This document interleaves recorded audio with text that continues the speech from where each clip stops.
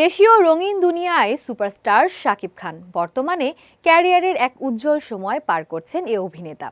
পর্দায় নতুন করে ফিরে আসার পর একের পর এক ভক্তদের চমক উপহার দিচ্ছেন তিনি। সাম্প্রতিক সময়ে তার অভিনীত সিনেমাগুলো দর্শক মহলে পেয়েছে দারুণ সাড়া।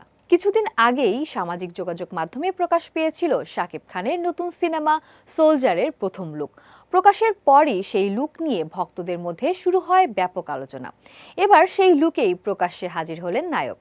৭ নভেম্বর সকালে রাজধানীর বনানীতে একটি অনুষ্ঠানে অংশ নিতে যান শাকিব খান।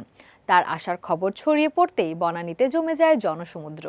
শত শত ভক্ত ছুটে আসেন প্রিয় নায়ককে এক নজর দেখার জন্য।